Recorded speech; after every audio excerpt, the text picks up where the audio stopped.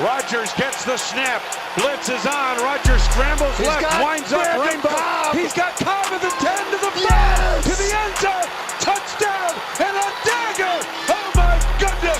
An NFC North Division Championship dagger. What's going on, everyone? Welcome back to Real Packers Talk, the podcast dedicated to everything green and gold. I am your host, Ethan Peltier, and happy Victory Monday to Packers Nation. Packers hold on 14-12 against the Bucs and a huge road win. I'm here to break it down. This is my Week 3 reactions and analysis, so let's just jump right into it. It's been a long day, and I've had these thoughts with me all day. I've just been dying to get free time to be able to get on and record. So here we are. I'm going to try to keep this as short and concise as possible just because it has been kind of a long day. And I just want to briefly share my thoughts. If you listen to my preview Week 3 matchup episode, you would know that I was not all that confident going into this game for the Packers. I actually picked them to lose 13-21 to the Bucs, so I'm pleasantly surprised, to say the least. To quickly touch on some key headlines from this game. This was the first game since the Detroit Lions game last year that David Bakhtiari played, and they had him on a limited snap count, rotating with Josh Nijman, which I personally thought was smart. Bakhtiari hasn't played full-speed football in like 2 years almost, at least not consistently, minus that one game in Detroit that I mentioned. So it's really important to get him worked back into the, onto the field, getting his feet underneath him again. And I've seen a lot of Packers fans online kind of questioning, well, if he's not fully healthy, why are we playing him? Why wouldn't you just sit him if he's not fully ready to go? I think this is them just trying to get him back in the rotation. And I expect him to play more, assuming that he doesn't have any other issues moving forward. I also feel that I should mention that both teams were pretty banged up going into this matchup, and I did cover that in my Week 3 preview before the game. And it showed, like, both teams definitely were missing some superstar players. If you look at the Bucs, they were missing, I believe, a starting offensive lineman and their top 3 receivers. Packers, on the other hand, they were missing several receivers as well. So it's not like either team was completely healthy going into this game. I will say, I definitely think that the injuries that the Bucs had ended up playing a pretty significant role, because you're talking about Mike Evans, Julio Jones, Chris Godwin. None of those guys played.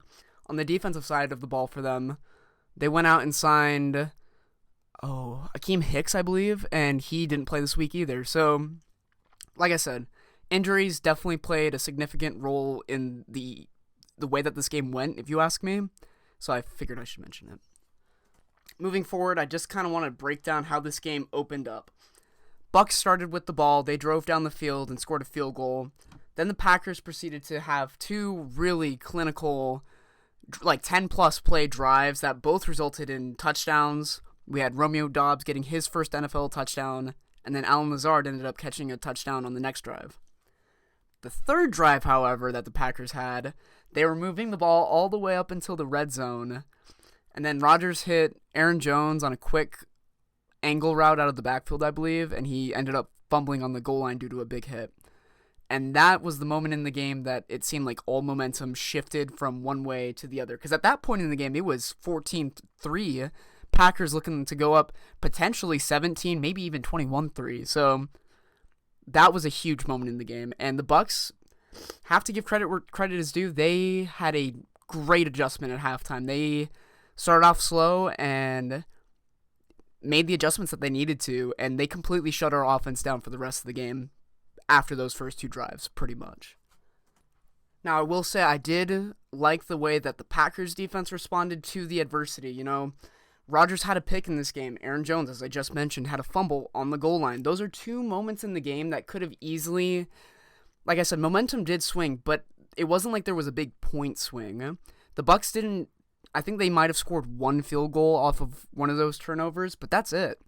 So, shout out to the defense for holding their own. I feel like a lot of Packers fans, or at least the Packers fans that I watch on YouTube and the people that I watch break it down, I keep seeing this phrase get thrown around. This defense is definitely bend but don't break.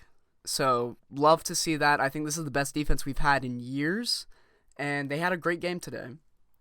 I also want to briefly mention that Jair Alexander went down on, I believe, the very first drive, or maybe the second drive that the Bucs had, and Keyshawn Nixon ended up coming in to step in for him, and boy, did he have a fantastic game. But I will jump into that a little bit later when I cover the key stat lines.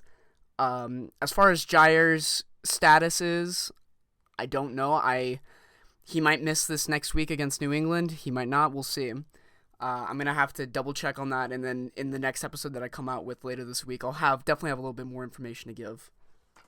Moving into the key stat lines, I do want to start with Tampa Bay first. On offense, Tom Brady went 31 for 42, throwing for 271 yards and 1 touchdown. Now, that 1 touchdown came on the very last drive for the Buccaneers, and that's what made the score 12-14. They tried going for 2 afterwards, and they didn't get it. Brady didn't play a great game, I don't think, if you ask me, but he also didn't play poorly. So, just an average game from Brady. Their receiver, Gage, had 12 receptions for 87 yards and the lone touchdown for them. Leonard Fournette had 12 rushes for 35 yards, which, if you do the math there, that's 2.9 yards per carry. So shouts out to the defense again for containing him. I kind of expected Leonard Fournette to have a big game. And then, of course, for the defensive side of the ball for Tampa Bay, Logan Ryan had a pick, and Vita Vea forced the fumble on the goal line for the Bucs. And like I said, I do want to give credit where credit is due. This is a very solid Bucs team. They've got playmakers on both sides of the ball. If you ask me, I think their defense is top 5, maybe even top 3. And then I know that Brady didn't have most of his weapons, but Leonard Fournette is still a very dangerous player, and that offensive line is pretty good, even without, I believe it was their center, but I'm not quite 100% sure on that. Moving to the Packers, I'm going to start with offense. Aaron Rodgers went 27 for 35, throwing for 255 yards, 2 touchdowns, and the 1 aforementioned pick to Logan Ryan. Romeo Doubs had a pretty good day. I don't want to say monster of a game, but for a rookie, very solid. 8 receptions, 73 yards, and a tutty. Allen Lazard had a touchdown as well. He went 4 for 45, and he had a nice deep reception from Rodgers when he was lined up in the slot. That was one of the games towards the end that definitely kept momentum on the Packers side. So, big game for him as well. For defense, I wanted to highlight Devondre Campbell, who not only had the game-saving breakup on the 2-point attempt, but he also had 14 tackles. He was everywhere. Monster of a game for Campbell, and that's what you expect from your all-pro linebacker. Additionally, as I mentioned earlier, Keyshawn Nixon had a really, really good game. When you consider that he came in on like the first or second drive for Jair Alexander, who is a all-pro corner, dude balled out. He had a pass breakup in the end zone that prevented a touchdown. He forced a fumble. He was everywhere on special teams. Shouts out to Keyshawn Nixon. Dude had a fantastic game. And then lastly, I wanted to mention Quay Walker, who forced another fumble earlier in the game. I believe that was in the first half. So good to see the rookie making a good impact play. So now that I've broken down the key stats, I figured that I was going to introduce a new segment to this episode, at least the way that I structure it. I want to be able to highlight a player of the game for both offense and defense, maybe even special teams depending on how the game goes. So here's who I have. For offense, Romeo Doubs. Dude came in and you have to consider that Sammy Watkins is on IR. Christian Watson is out. Dude's a 4th-round pick, and like I said, he didn't have, by any means, a monster game, but he had a good game. I expect big things from Romeo Doubs moving forward. The more that they get him comfortable in this offense, I truly think that he's going to be a special player. I loved what I saw from him. And then on defense, I've been absolutely raving about Keyshawn Nixon this entire day. I do want to say that Devondre Campbell is definitely an honorable mention for this, for the player of the game, in my opinion, especially when you consider that he was the one that had that pass breakup on that 2-point play. But I got to give it to Keyshawn Nixon, just considering that the dude was literally riding the bench probably all week, probably didn't rep much with the starters, and then came in and had a monster game. So there you go. You've got Romeo Doubs on offense and Keyshawn Nixon on defense. For special teams, honestly, special teams as a whole was really good, and it's great to see that. As a Packers fan, I can't tell you how many times I've seen our special teams just not be good. And every time our punter goes out there or kick returns out there, you're nervous that we're either going to muff a punt or it's going to be a bad punt. Like, field position played such an important role in this game, and I do want to highlight that briefly. The Bucs had very long fields to work with. Packers were consistently pinning them inside the 10. I believe there was even once where Keyshawn Nixon was able to down a punt on the 1. Like, special teams had their best game that I've seen in a long time, and it was really awesome to see. But that's about everything that I had as far as breaking down the actual game goes. It was really kind of nerve-wracking that last drive. I was very nervous, but Packers hold on. A quote that came out from Matt LaFleur this week that I absolutely love is that we do not apologize for winning. We will take the wins how we get them, and then we will learn from them, and we will get better. Love that. Do not take this win for granted. Packers played a very, very tough team on the road in a hot environment, hostile in any way you can think of.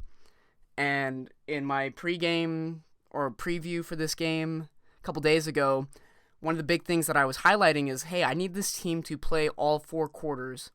Yes, offense struggled for the second half, but they did just enough to get the W. Defense balled out, special teams balled out, and this team is only going to get better.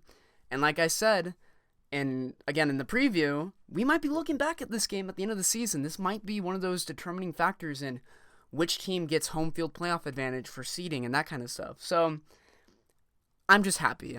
I'm just happy that we won. It was an ugly win and definitely way more stressful than it ever needed to be. But a win is a win. Taking a quick look ahead to next week, the Packers will be playing the New England Patriots at Lambeau Field. And Mac Jones actually went down with an injury. I heard that he was carried off the field into the locker room in agonizing pain. So we'll see what that looks like. I don't anticipate that he'll play this week, but that's definitely something to keep an eye on. I do want to thank you all for taking the time out of your day to listen to this podcast. It truly means the world to me. You can find me anywhere on Spotify, Anchor, YouTube, and SoundCloud. Please feel free to like, comment, share, and subscribe, all those great things. I hope you have a great rest of your morning, evening, day, whatever it is. And I'm going to leave y'all with the Go Pack Go. Peace.